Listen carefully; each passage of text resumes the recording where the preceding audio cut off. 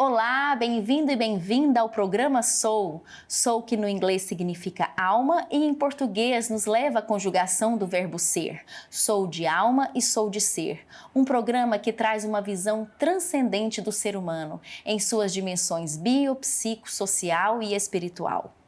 O meu nome é Lívia Bailão e eu vou fazer a minha autodescrição. Eu sou uma mulher de estatura mediana, tenho pele branca, olhos azuis, os meus cabelos são lisos, um pouco abaixo dos ombros, tingidos de ruivo.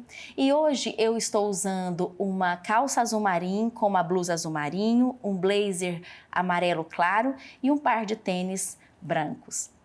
O nosso tema de hoje é um tema muito sensível. Nós vamos falar sobre traição conjugal como oportunidade de se reinventar.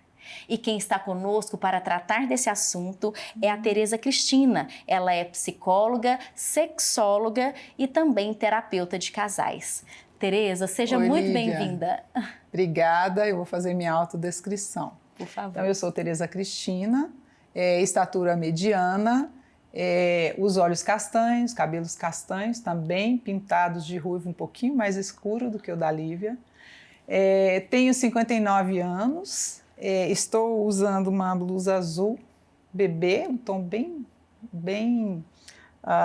um azul bem clarinho, a calça bege, o sapato preto, e estou muito feliz de estar aqui com vocês.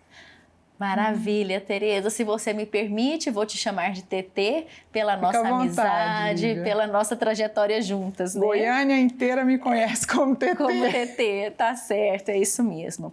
Bom, TT, traição conjugal, né? Um tema tão sensível, tão dolorido, um tema sangrento, se a gente pode assim dizer, né? É uma chance de a gente se reinventar? Você concorda com essa afirmativa? É interessante porque eu não me lembro com quem eu estava conversando e falando que eu viria falar sobre isso. A pessoa disse, como assim?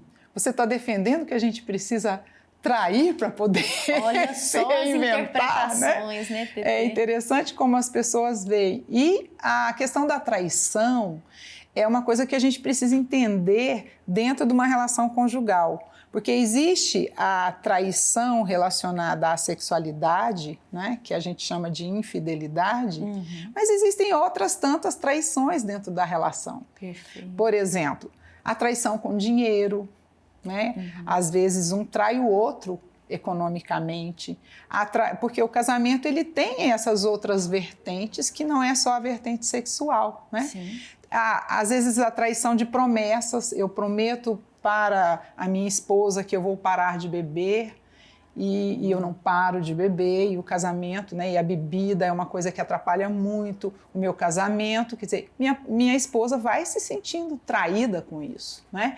Então tem várias formas de a gente falar, e para mim a pior delas é a traição que a gente faz a gente mesmo. Quando a gente deixa de ser a gente, quando a gente se afasta da nossa essência para poder viver uma relação de fachada ou às vezes uma relação abusiva.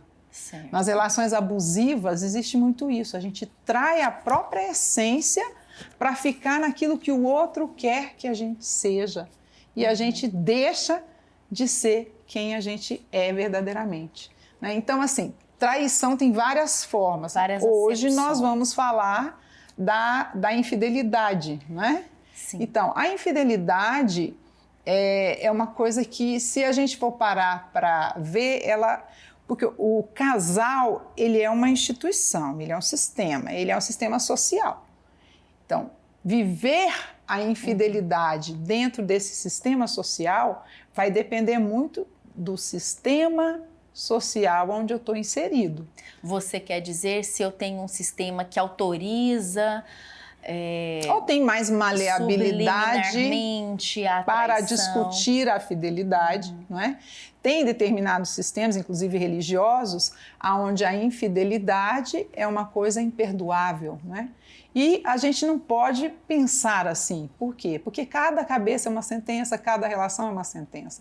Na relação de casal, Lívia, você não sabe, de repente, às vezes aparece uma traição no sentido circunstancial, às vezes é comum o homem, quando está na sua fase madura e ele começa a perder a força sexual, às vezes ele busca pessoas na tentativa de dizer, nossa, o que está acontecendo? Ou então o próprio casal, à medida que vai convivendo, a rotina, ela acaba com tesão, né? À medida que o casal vai vivendo a relação rotineira, aquela coisa do todo dia, igual a música do Chico, né? Todo dia ela faz tudo sempre igual. Quer dizer, isso é um alimentador da falta de tesão no casamento. Então, muitas coisas estão acontecendo dentro do casamento e uma das pessoas se encontra com outra pessoa e vive com ela uma relação. Né? Isso não é motivo para acabar um casamento. Né? Dentro da psicologia, a gente sabe que há várias maneiras de um casal tentar, após uma crise dessa, porque a infidelidade pode ser encarada como uma crise qualquer dentro do casamento. Né? O casal pode se reinventar e, a partir daí, ficar até mais gostoso. Por quê? Porque aí eu vou dizer, sexualmente eu não gostava disso, você não fazia as coisas do jeito que eu queria. Mas você nunca me falou. Quer dizer, desperta o diálogo. É uma oportunidade de passar limpo algumas coisas que foram abandonadas, que foram desprezadas, enfim, né? Sobre as quais não se conversava. Porque quando a gente fala de casal, eu costumo brincar que tem as 4 perninhas da mesa, né? Então, a gente tem aqui as 4 perninhas. Uma delas é a sexualidade, uma é o diálogo, uma é a rotina, o dia a dia, projeto para futuro, e a outra é a forma pulsional de cada um, ou seja, a personalidade de cada um. Sim. Né? Então, tudo isso aqui é o que sustenta o casamento, é a personalidade. Então, como que a pessoa é mais agressiva, é uma pessoa mais medrosa, e como que a dupla vai conseguindo conviver com aquilo, né? Porque às vezes a moça fala assim, eu não gosto, ele grita comigo, ele fala, mas eu não estou gritando, na minha casa todo mundo conversa desse jeito. Olha que interessante. Quando a gente junta, né, eu costumo brincar muito assim, quando a gente junta as calcinhas e as cuecas na mesma gaveta, é muito diferente o sistema que eu vim e o sistema do outro. A minha personalidade é a personalidade do outro, né?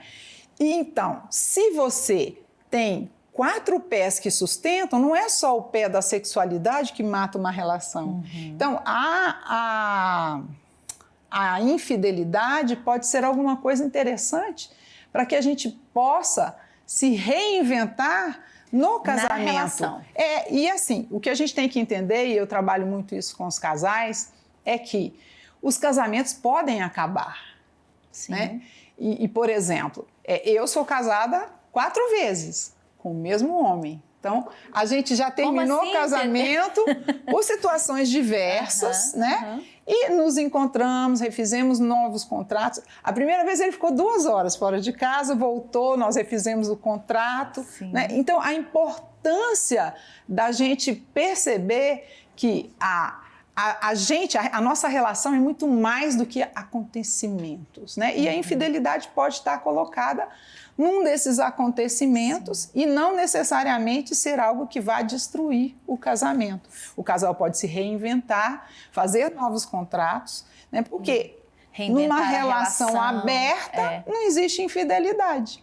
Né? Se a escolha, se a escolha deles é essa, não tem como a gente falar disso, a não ser que exista um contrato e dentro do contrato desse casal alguma coisa vai ser rompida. Né? Quando você diz contrato, são os combinados mesmo ali daquela relação. Os combinados daquela relação. TT, para que fique bem claro até para, como você disse, né, dessa interpretação que você comentou no início da sua fala, né, da pessoa falar assim, nossa, mas então tem que trair para se reinventar, que fique bem claro, nós aqui não estamos fazendo apologia à traição, estamos trazendo uma visão sobre como lidar com isso, porque a gente sabe que é uma dor muito grande. E às vezes o parceiro, os parceiros não conseguem depois manter a relação depois desse fato, né? Ou, como você mesma disse, também conseguem. Então, é possível a gente se reinventar na nossa caminhada E tem uma depois de diquinha separar. legal para isso, porque às vezes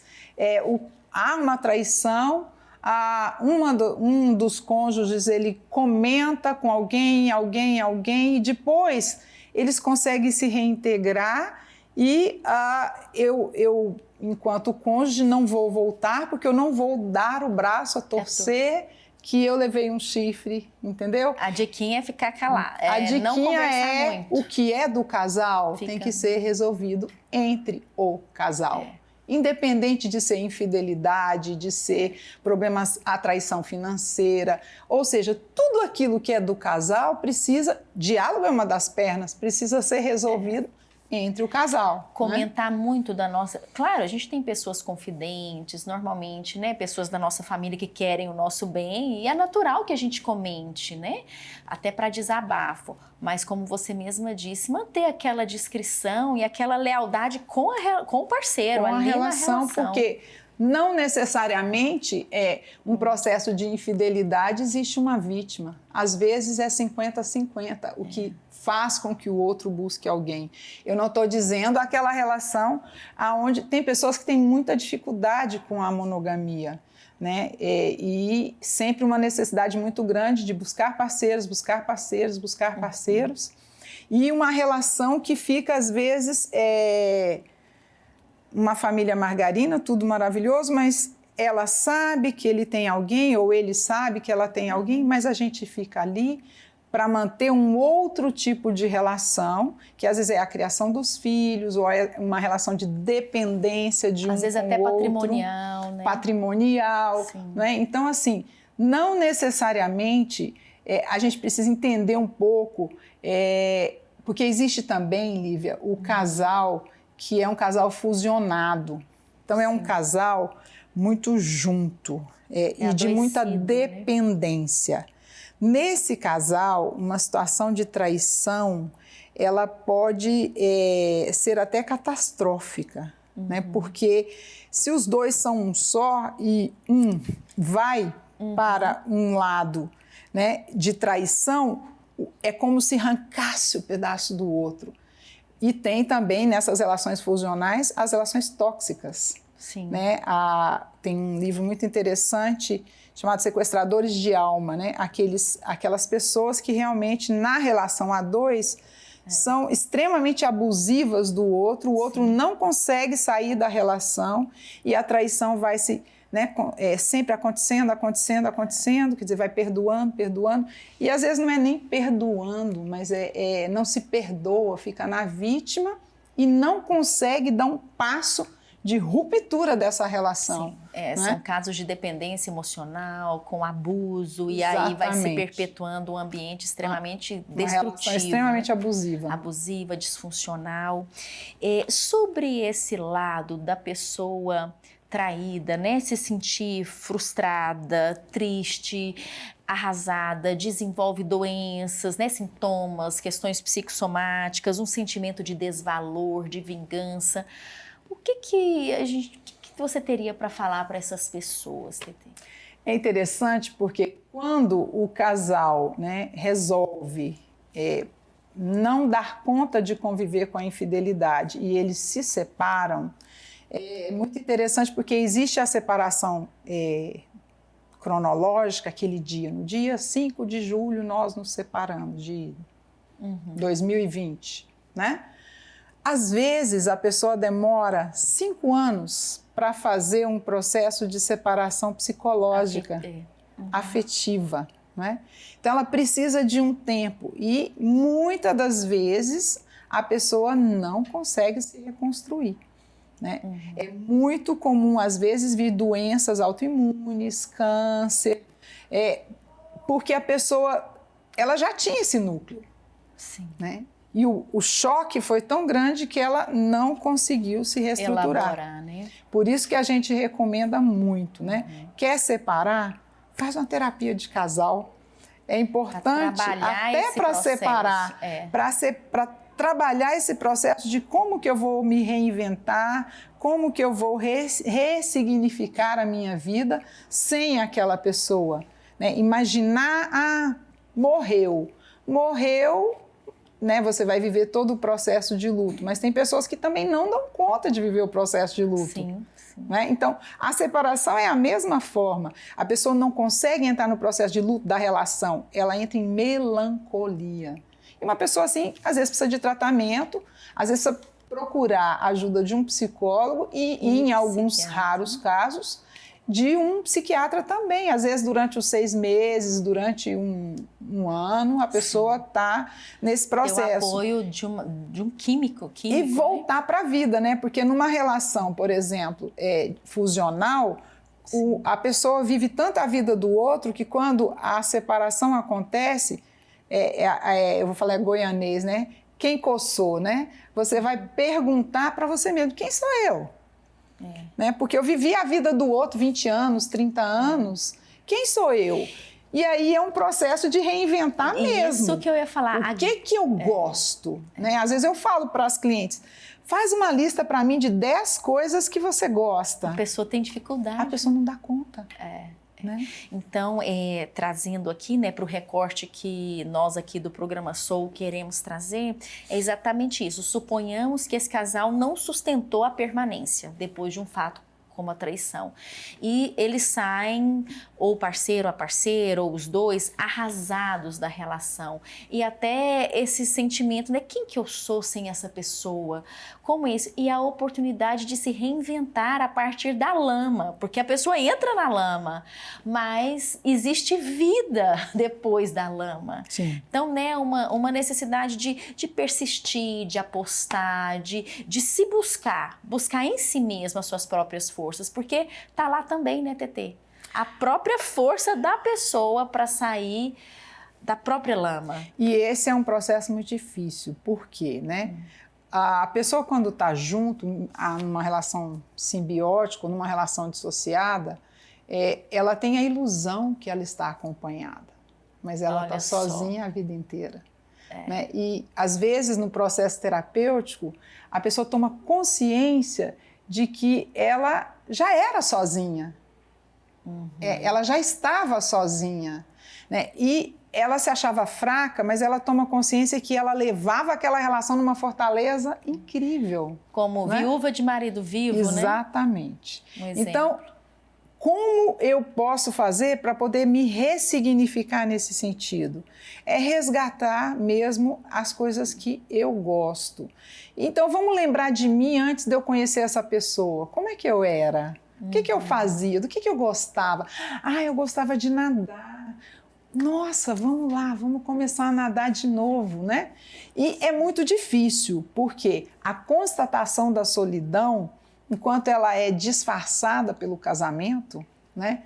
Tá tudo certo porque eu não constato, tá ali, né? Mas quando realmente chega no domingo à tarde, eu acho que o pior dia é o domingo à tarde, né? Que é o dia de ficar em casa. De ficar em casa, chega no domingo à tarde e eu estou só, né?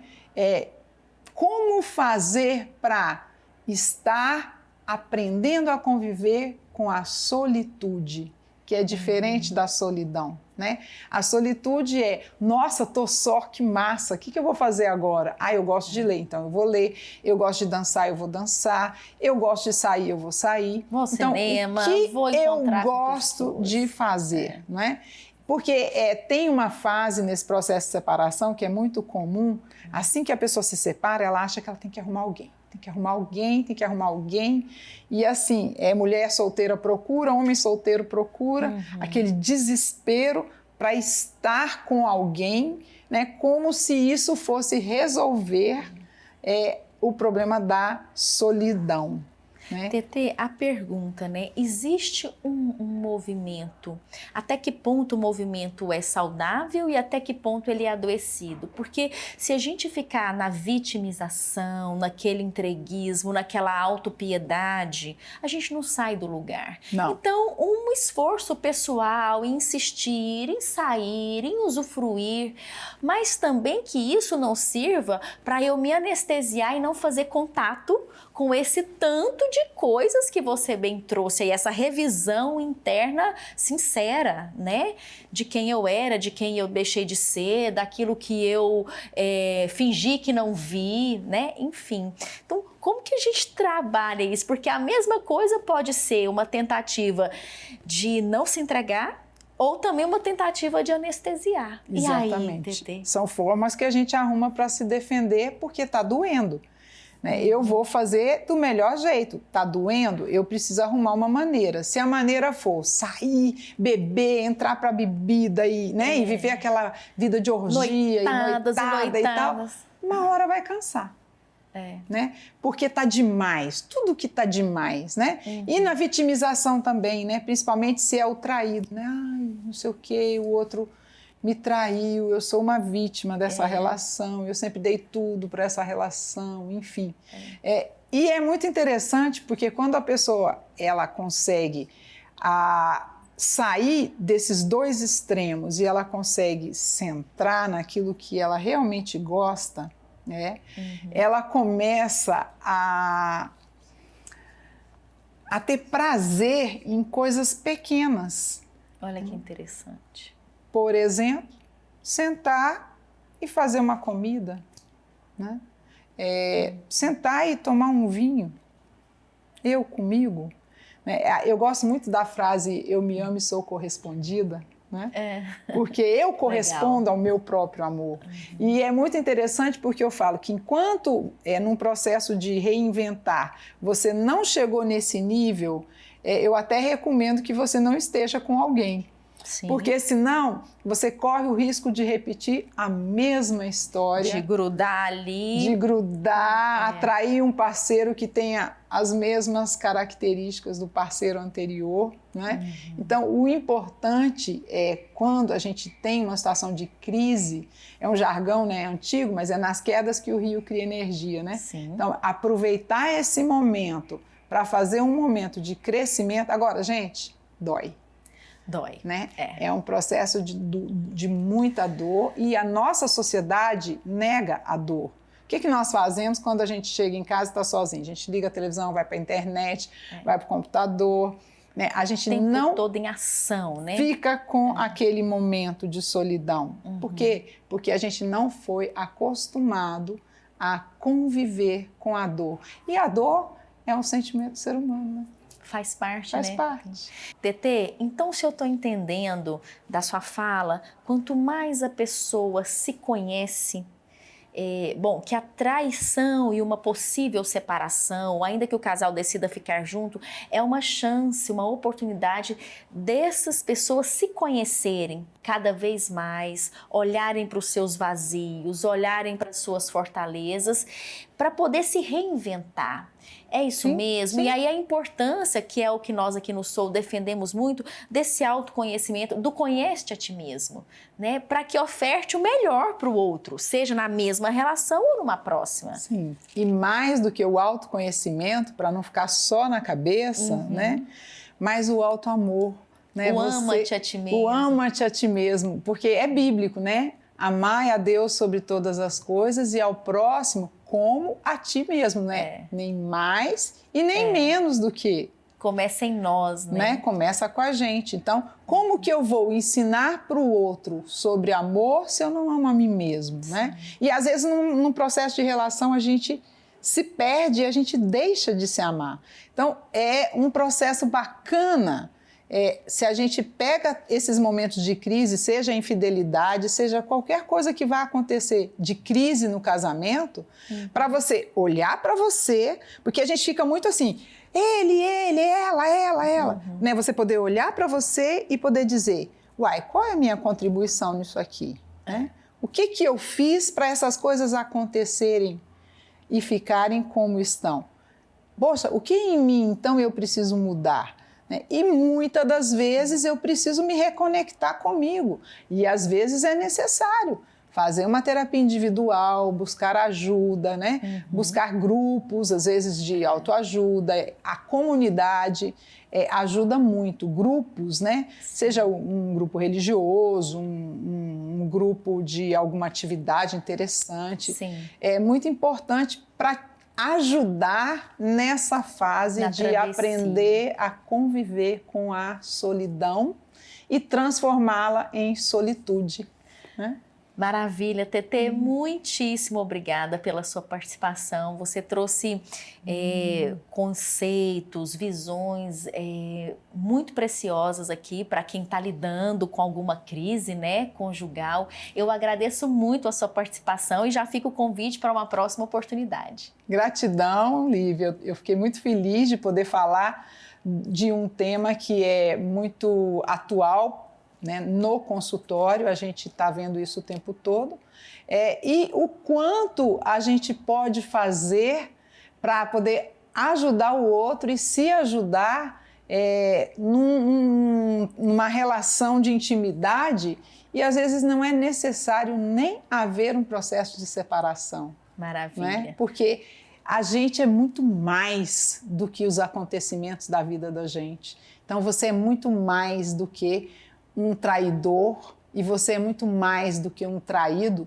numa relação de muita beleza, de muita história, de muita coisa.